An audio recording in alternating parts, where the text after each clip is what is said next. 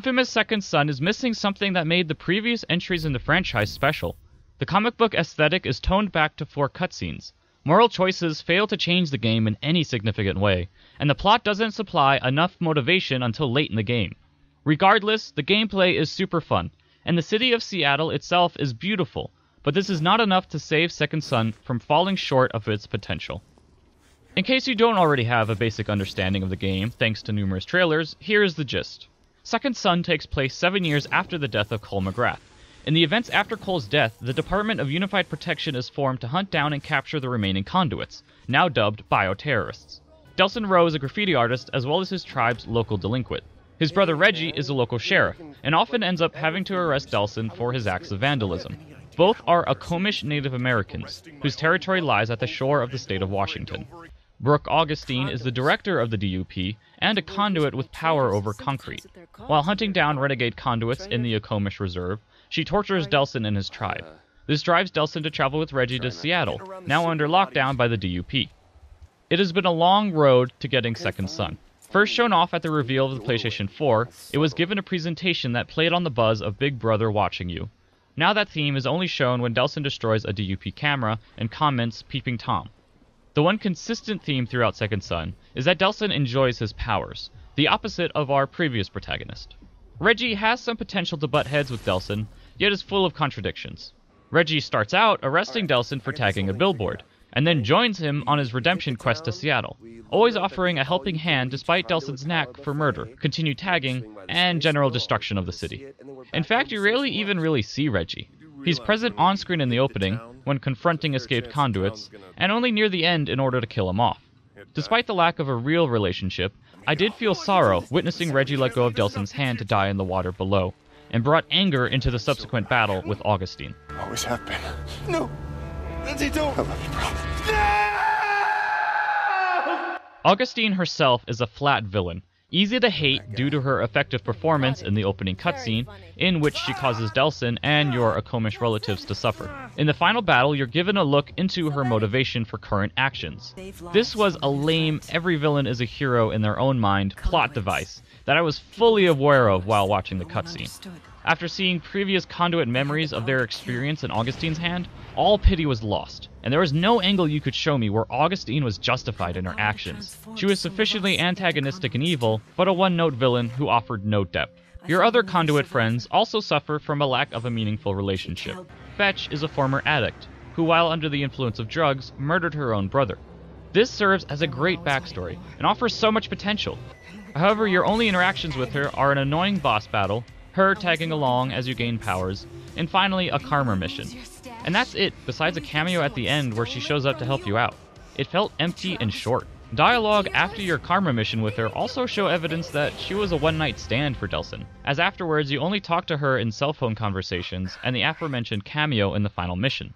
This setup is followed beat for beat by Eugene. You meet him after another annoying boss fight. He helps you absorb some more core relays, and then you do a karma mission and poof, gone until a cameo in the end. Eugene's backstory is not as interesting as Fetch. He was bullied as a kid, and he had the power to bring his video game to life, the generic World of Warcraft MMO knockoff. The boss battles are generic and boring. Starting with Fetch, you are placed in a closed-down theater full of convenient neon signs. You're tasked with draining the signs of power while Fetch constantly blasts you with her lasers. However, once you've drained all the signs, the real battle begins. With all the neon signs gone, you also have no way of regaining health, and are forced to hide behind pillars and junk piles long enough to recover. Fetch is always putting you in her sights though, which caused multiple deaths.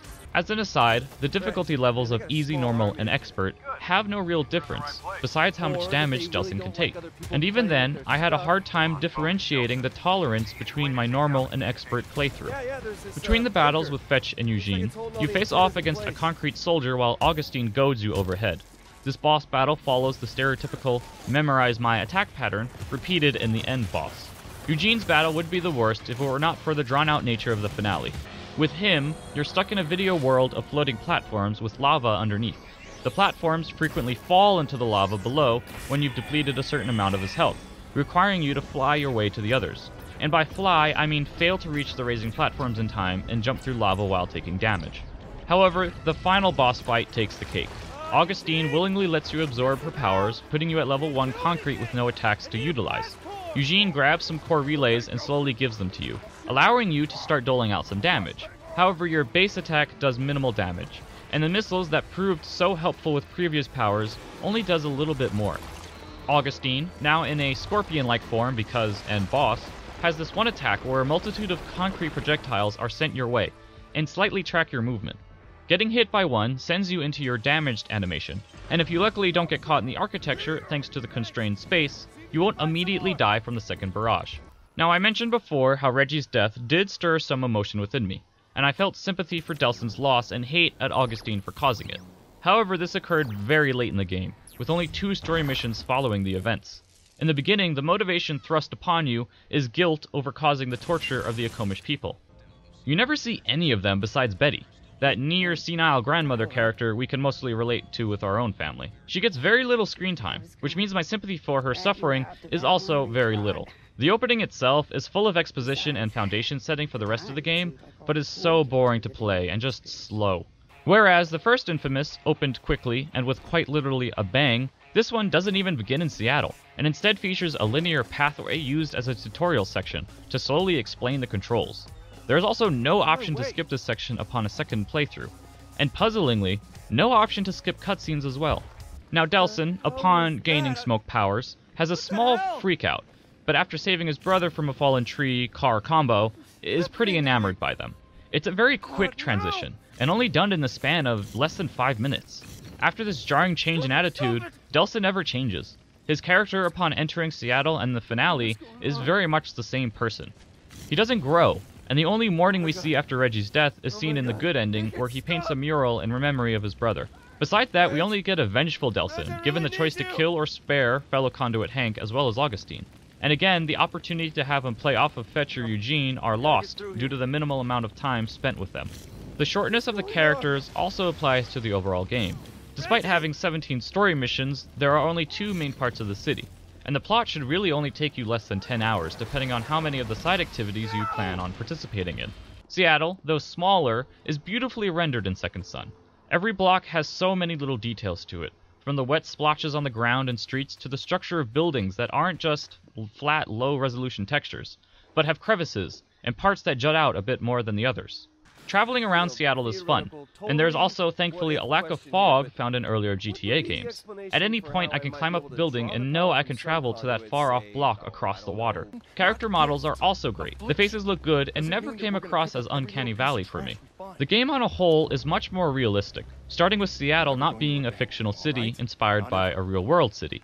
The plot also attempts to reel in the comic book aesthetic of the previous games, starting with the word of the day, bioterrorist, which is shoved down your throat. I love the comic book cutscenes, which are now relegated to portraying the backstories of the conduits you interact with. They could have been used more, but at least they're still present. Moral choice is another staple of Infamous, and unfortunately those are pretty weak. You're given very few good-evil choices throughout the plot. There's an inconsequential one in the opening, that no matter which you choose, the consequence of the Akomish being tortured remains. Then you have choices with each conduit: Fetch, Eugene, Hank, and Augustine. Again, the consequences are insignificant. With Fetch and Eugene, you simply do a different mission based on your choice. With Hank, literally nothing noteworthy happens. He lives or dies, and nothing else. The overall ending decision with Augustine was very much like the ending of the first Infamous, with both conclusions being very much in the same spot. Either Delsin is a hero and people love him, or he's a villain and everyone hates him. That's the only difference. The only other significant difference is in the final cutscene, where you either return and save your people, starting with Betty, or return and are rejected by Betty. The evil ending also has a Knight's Touch, where you perform a karmic bomb with your smoke power, presumably killing your tribe. Now, Seattle is under control of the DUP when you enter, but slowly you can take over the city block by destroying their RV and then performing the same repetitive missions. You get the same exact missions no matter what part of the city you're in. There's finding the spy among civilians, finding a dead drop, spray painting stencils, destroying DUP cameras, and finding blast shards, all of which culminate in a district showdown, a fancy term which here means big battle. Previously, blast shards used to be collectibles that you would find on the map, and sometimes required you to search in hidden areas. Now they're marked on the map and carried by little drones. This takes away from the exploration aspect and an element that extended playtime, as finding that last blast shard could take quite some time. Blast shards have also replaced the XP system that used to upgrade powers. Instead of gaining experience from combat and stunts, you now upgrade powers by spending blast shards. This takes away the necessity to complete side missions in order to gain more XP to level up powers. Instead, all you really have to do is find the blast shards once you've taken out the DUP communication hub. The missions are just not very inspired. Even the first Infamous had some special ones that pitted rival gangs against each other, conduits included. Instead, in this game, you face the same foe in both areas of the city. The only difference being the ones found in the latter half of the game are a bit more armored up. This lack of variety greatly contributes to the overall uninspired feeling of Second Son. One side activity, the spray painting, was at first a bit annoying.